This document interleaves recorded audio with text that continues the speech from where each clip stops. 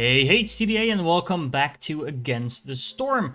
Last time around we set up a lot more production, and I think we really got to the snowballing part, because even though we're only about halfway through our reputation gains to where we need to go, as you can see we have a lot of time to do so, and we actually have two of our races currently in such a good mood that they're going to produce reputation for us. So as you can see, we are producing almost half a reputation per minute. Now this is only going to happen if these people stay happy, which is definitely not guaranteed, but I think we are in a very good position to make sure that they do. Meanwhile, we are of course going to get ourselves some reputation in other ways as well, because we have two new orders. So let's see what we have. We can either set up 15 decorations of the type Harmony, which seems pretty straightforward. Decorations, by the way, are these little buildings. Which tab is it? The last one, of course. Of this type. So basically, if we build 15 of these fire shrines or lizard posts, then we're done. That sounds very easy, but what's the other one? Let's see. Orders, there we go. The other one is 5 glades, and it will actually give us ancient artifacts, 3 of them, and that's going to give us a huge amount of global resolve. So I'm actually inclined to go for this one. 5 glades is a lot, by the way, but it's going to be a lot of fun just exploring all those glades. So I'm just gonna go for maybe not the smart decision, but it's definitely the more interesting one. And hey, content, right? Biscuits production buff. I see a biscuit production. I didn't even look at what we have to do. So simple tools and packs of building materials. Again, that seems pretty straightforward. What's this? 14 villagers with the need brawling fulfilled. Well, we don't actually have any way of making the tools in order to do this. This will actually buff the training gear production, but that actually supposes that we have any of that. We get a huge amount of amber, by the way, by doing this, and a large amount of newcomers as well. But I think we're actually gonna go for this. Planting crops faster, harvesting crops faster, more biscuits. We'll have to find a way to get these simple tools, but I think this is definitely the way to go, and then we have 2 more in 10 minutes from now. Now, let's see.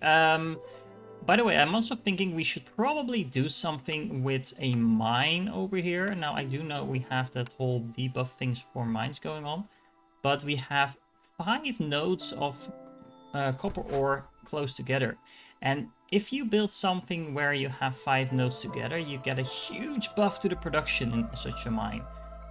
Mainly, it doesn't have anything to do with the fact that it's 5 nodes, but simply for every node that's under one of your mines, you get a better production. So having 5 under one single building is going to be a very efficient way to produce copper. Not entirely sure what we're going to do with that, but in worst case, we just sell it. Speaking of tools, we'll need some tools to finish this one as well, where we can also get 1 reputation, and then we have this one where we just have to bring some food, but we're already producing that. So whenever these farms are done, we should be able to complete that one.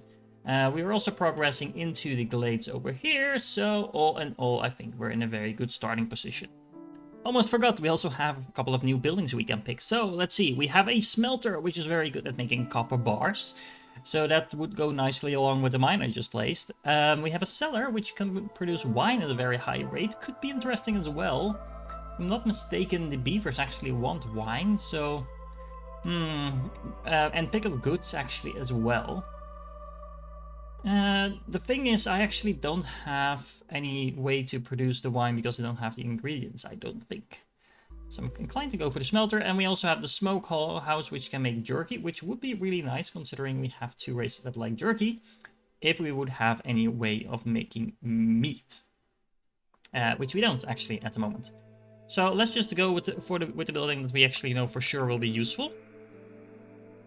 Now let's see, we could have a temple, a guild house, or a bathhouse, and basically this will fulfill a need. So religion, luxury, and cleanliness. Now these guys want cleanliness.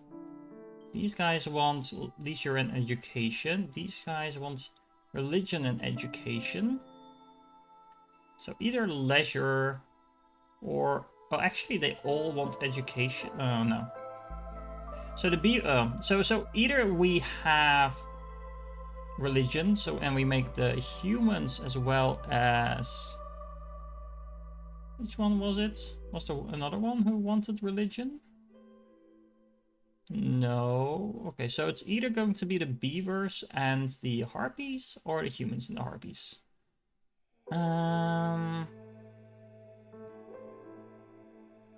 Let's go with the harpies, just because they have the lowest one. And then we can also give our beavers a boost. So that would make sense, I believe. And this is a little bit tricky, because we don't necessarily have a very good way of making the scrolls we need to do religion. But we do actually have that. We can make those in the Clavier, or one of those buildings anyway. And then we have another pick. Okay, so here we actually have the option to make training gear. And here we have the option to make ale. As well as pickled goods. Cookhouse is not going to be very interesting. So I think I'll go for the brewery so we can make ale, just in case we get something to drink that ale in later. So then we can make the beavers and the humans even more happy than they already are. Sounds good. Okay, so then let's build some new buildings, not items. The smelter, can we fit that in here somewhere? Well, we could if we remove the road, and we actually should, because, well, we don't want our dudes to run around too far. But the nice thing about this game, by the way, I don't think I've mentioned that so far, is that removing buildings actually doesn't cost you anything. So most games you get some sort of penalty. You remove a building, you deconstruct a building. Not in this game. You get the full value back. So you can move the buildings around, you can replace buildings, completely destroy buildings. Doesn't matter, it's all good. And that's actually a really nice feature, I believe. Now let's see, what else new did we get? I'm all over the place today. Oh, so the brewery. Yeah. We definitely want that as well. As you can see, I'm actually running out of space a little bit. Where should we place this? Maybe like that. Is that... that's actually... Nope. That's going to be right next to the bakery. So let's remove that, the other button. There we go. And let's see. Could actually have the brewery over here. It's not the most good looking place to build that, but hey, it works. How many roads do we have left? How many stones do we have left? Oh, plenty of stone. We have a stone mason here somewhere, so should be fine. And then we're not completely done, so I think we've built everything here. We didn't actually build a leather worker yet, but that seems... Well, actually, we can make fabric at the 2-star rating. Where are we making fabric now? Oh, we actually did have a leather worker. Never mind, never mind. But the temple, that's the thing that we definitely want to build. And oh man, it's so big. It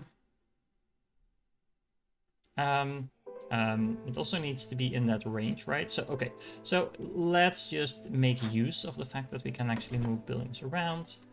Let's have this house in the snug place over there. Should be able to fit in one more like this. And then we can remove this road.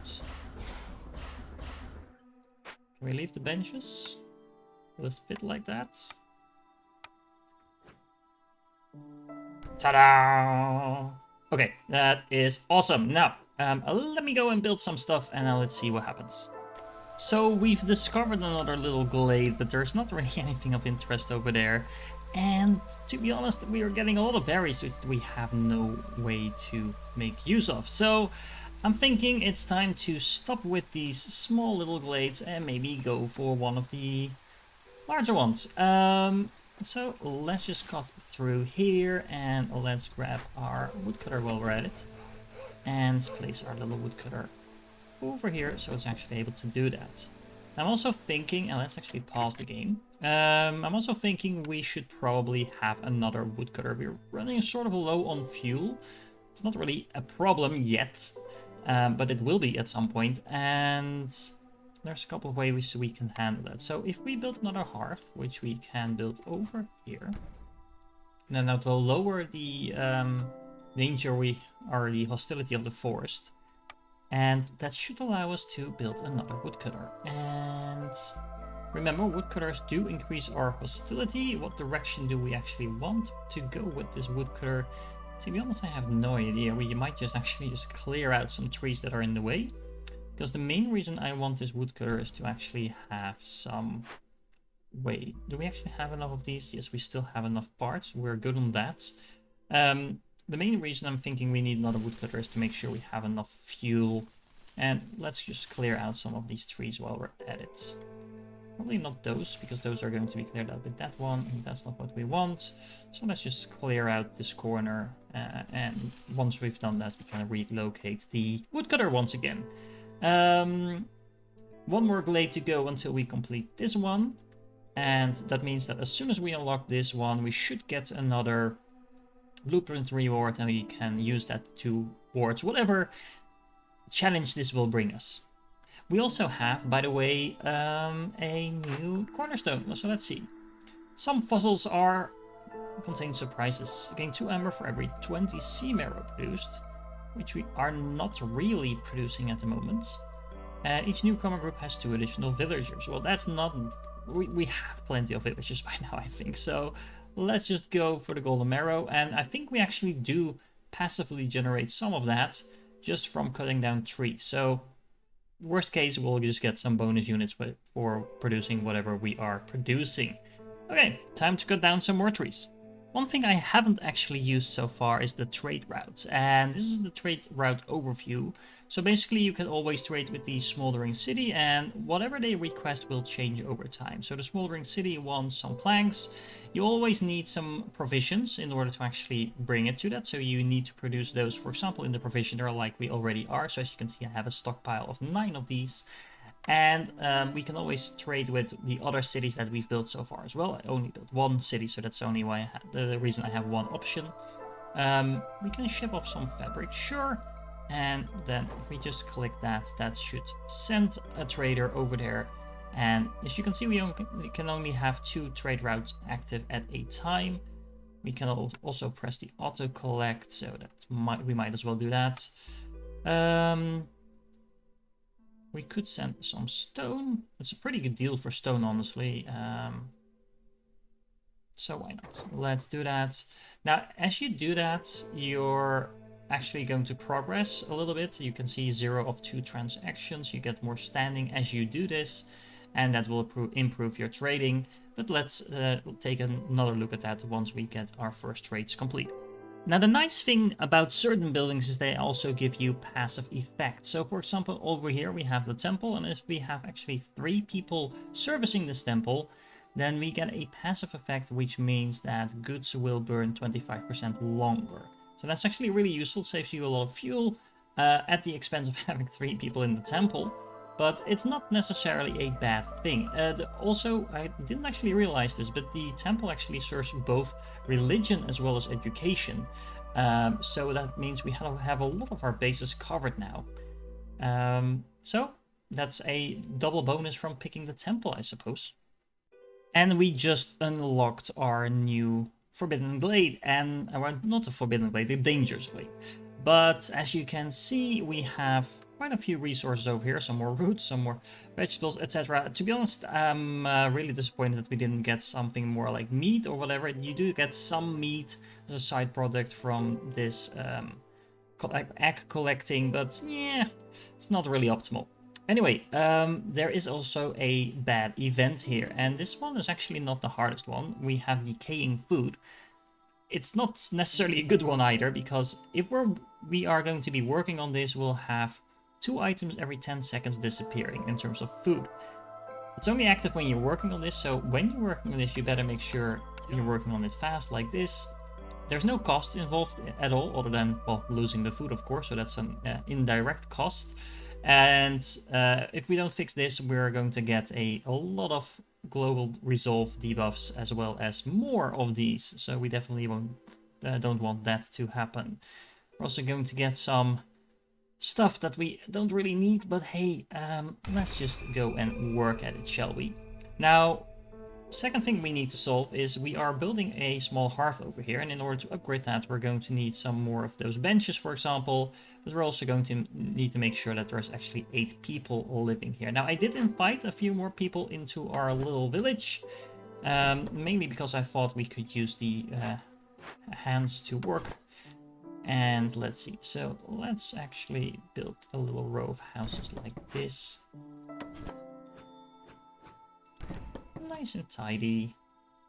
And then more houses, more houses. Let's pick this one. These guys are living all by themselves in the middle of nowhere. Oh, I need more wood in order to move them, so I can't do that just yet. So let me wait for a little bit more wood and then fix that problem as well. Okay, so as expected, we've completed the little event over here, and now our little helpers are making sure our rewards are being dragged to our storage. In the meanwhile, we also got some new orders. We also completed this one. I completely forgot about that. So let's get some simple tools, some parts, as well as some ember pouch. That's always going to be good. Some reputation as well on top of that. And then let's pick our final orders. One of them is have at least 16 harpies, and that will give us a huge amount of buff to cosmetics, which we don't currently have. Or have 24 farm fields and have 20 packs of crops. So let's do the math and see what we already have. So we have only 8 harpies at the moment, so we'll need 8 more in order to have those 16. We have quite a lot of farm fields actually, so let's shift this around. We have 1, 2, 3, 4, 5, 6, 7, 8, 9, 10 over here. There might actually be one, there's actually one more under here, under a tree, so we can cut that out. Then we have 1, 2, 3, 4, 5, 9, 11 over here. And how many did we need? So we're pretty close to this actually. So we only need to discover one more farm field in order to make this happen. And then we need to make sure we get those packs of crops. So I think we're going to go for that one. And if we get this, we actually get a huge buff to city renown as well. So that's going to be massively useful. Rather than getting 8 more harpies, which we have no way to guarantee. So let's go for that one. And then 18 beavers is probably going to be a problem as well. Yep, we only have 7, so we're probably going to go for this one. And this is going to require us to make some trade goods and some building materials, so that we can do. And then we get a bonus when we discover a glade and get a huge buff to our grain production, so that's never a bad thing, as well as some ale. So yeah, let's go for that one. Now, in order to make all those packs of goods, I'm a little disoriented now, so let's shift this back to the same orientation we've been using the entire game. In order to make those, we are going to need a makeshift post. This is the worst way to make this stuff, but we're going to have to deal with that because we are going to need the packs of crops as well as the building materials. Now, let's make those crops from grain and well, maybe not vegetables. Maybe vegetables? Yeah, why not? We're growing these anyway. And probably only from this though. Let's see, are we still making vegetables? Yeah, we probably should not be doing that. So let's turn those off. And then in order to make the building materials, what can we fit in there? Planks, fabric, bricks. Probably not bricks because we want those bricks. We can always make more planks and more fabric. Mainly the planks though. Planks are definitely the easiest to make considering how much reed do we still have? Oh, we have a pretty decent amount over here, so we should not have a problem with making fabric either. Okay, so then just make either one of those. And how much do we need? 20 building materials and 25 packs of trade goods. That's actually not... Oh yeah, pack of crops. 20 pack of crops as well. So this is going to take a little while, but it's okay. It's okay. So let's set this to 25. Let's set this to 20. And yeah, we don't actually have any way of making the trade goods that I know of. Let me check that. So we have recipes. Trade goods.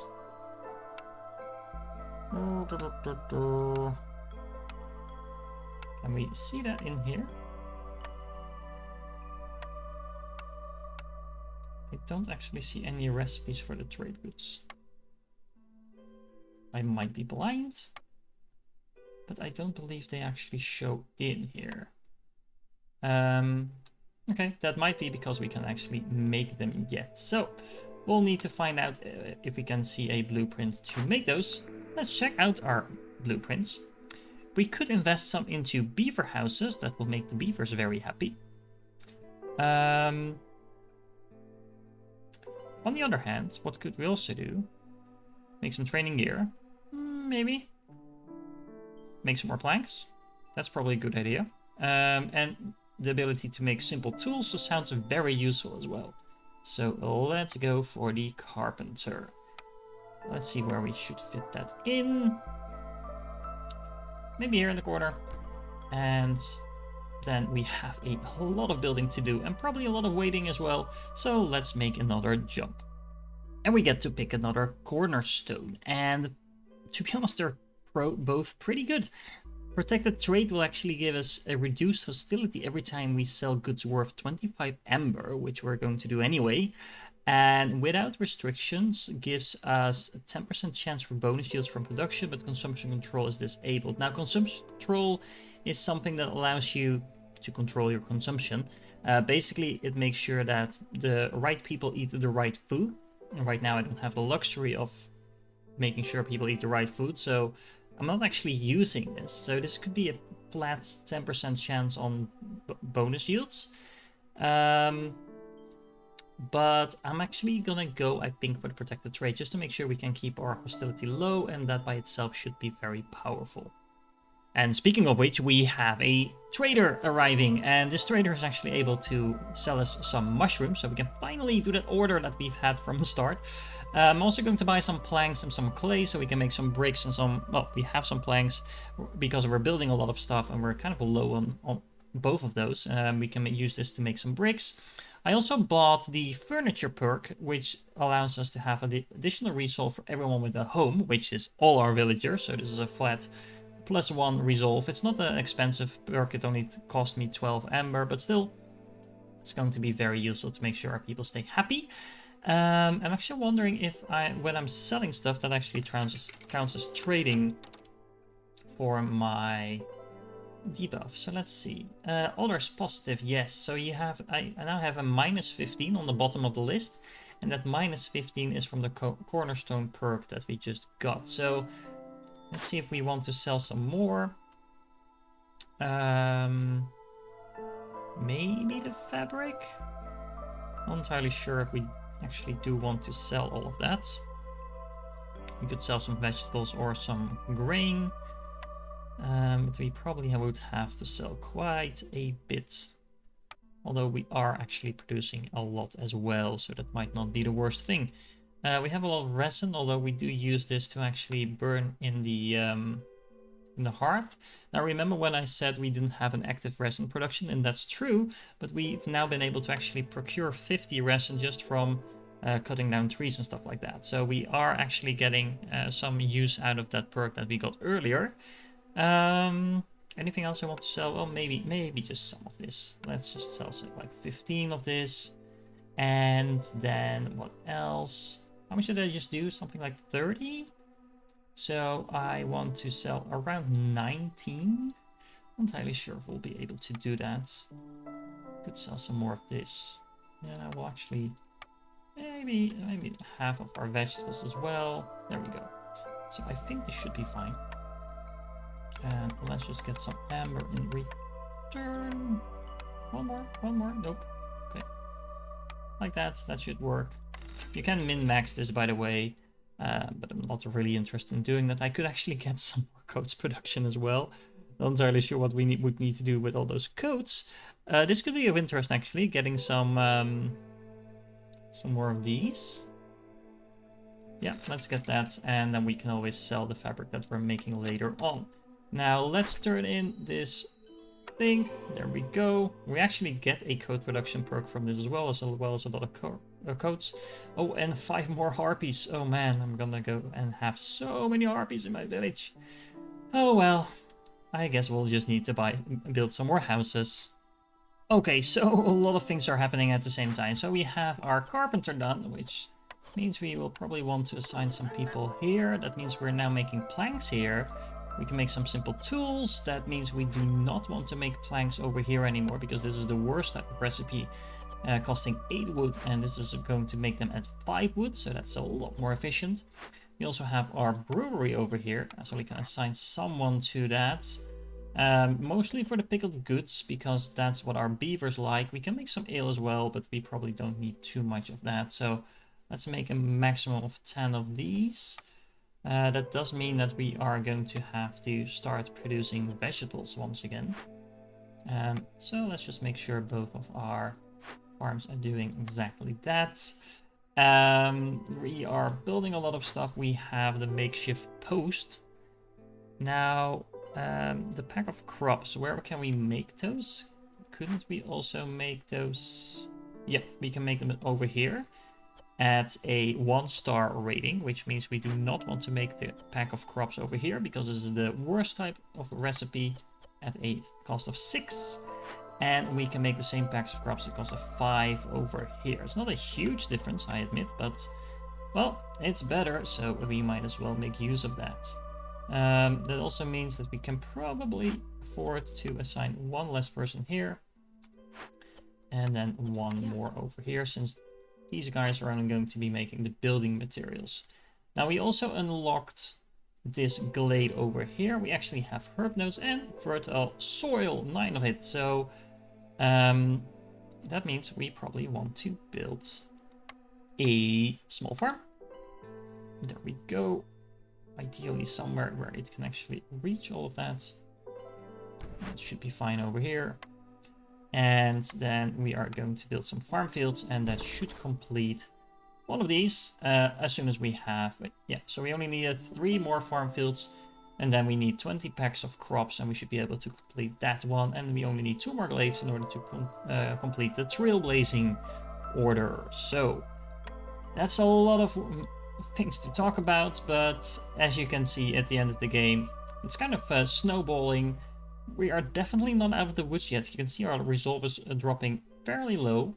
I did actually sell some more resources, so we now have a minus 30 on hostility thanks to our cornerstone, which we are making the most out of, so that's really nice. This hearth is not building, but that's because we were out of bricks, so that should be done in a moment. So, yep, time to unpause again. And we discovered some more glades, and there was nothing of interest in there, but at least we are now able to turn this in. That should give us some global resolve, as well as some money, as well as some reputation, so that's always good. And we always also have the building materials ready, and we also have the tools that we need. Yay for more biscuits, more planting, more harvesting, etc. So that's also going to be really good. And then all we need to do is focus on those last few things. As you can see, this will give us a total of 2 reputation, while we need 3 more, but we're almost there. And then hopefully this will be something that we can use. Not really seeing anything that's super useful, honestly. I would actually like some more basic stuff.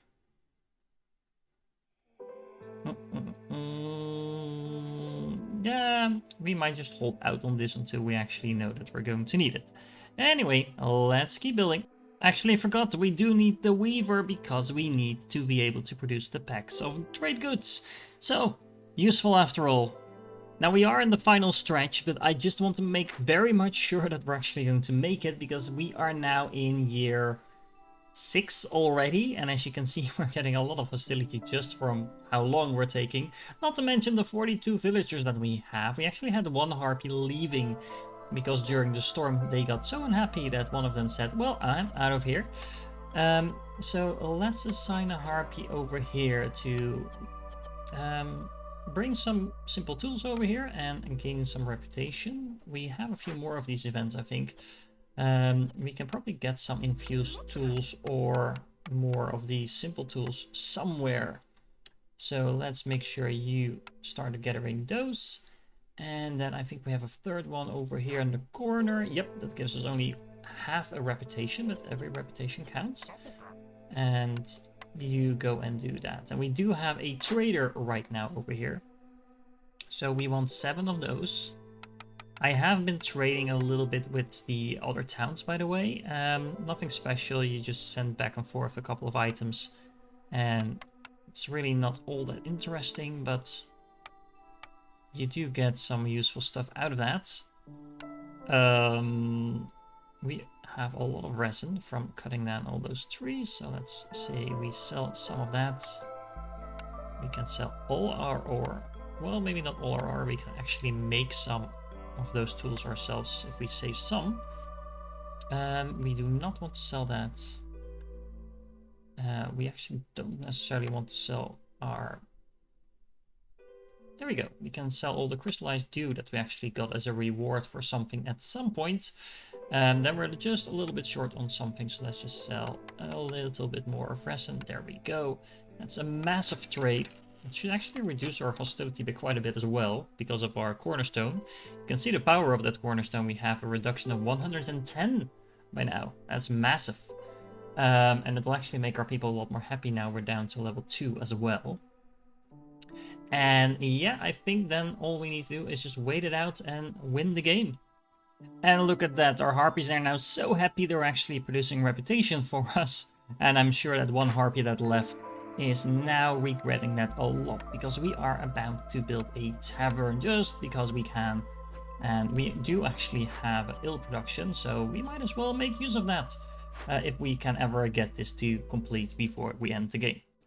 And I think the answer is no, we're not going to complete that tavern, because once this finishes, I think we should be hitting the... Yep.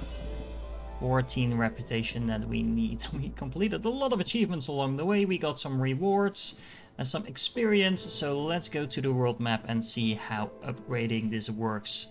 And here we are in the upgrade screen. I actually had some issue with the game and it didn't record, so I'll just show you what I bought.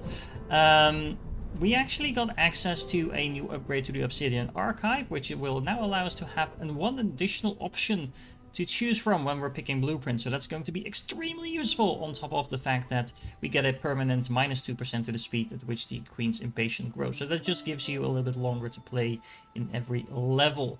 I also bought this one, the First Dawn Headquarters, which will allow us to embark with some different items. Now, as you can see, there's a couple of other upgrades that we can't buy yet because we don't have those artifacts. But some of these are really powerful. So for example, this one, we get to reroll a cornerstone. As you saw in this game, the cornerstones are really going to determine how you play your game. They are really strong or completely useless. So if you get the useless ones, you definitely want to reroll them. And similarly, I think the next upgrade for the blueprints is that we are allowed to reroll them if we just spend a little ember to do so. So every game that you play is going to be more powerful. Every game that you play is going to be completely different depending on where you start. The resources you get, the orders you get, the cornerstones you get, the upgrades you get the point. There's a lot of variety. I actually really like it. Every game is definitely a challenge. This is not an easy game. Let me know in the comments if you like this playthrough. This was a longer episode, I'm sorry, but I wanted to make sure we finished it in the third one. And as you know, all good things come in 3. If you're still here, you're awesome, and I hope I catch you in the next one.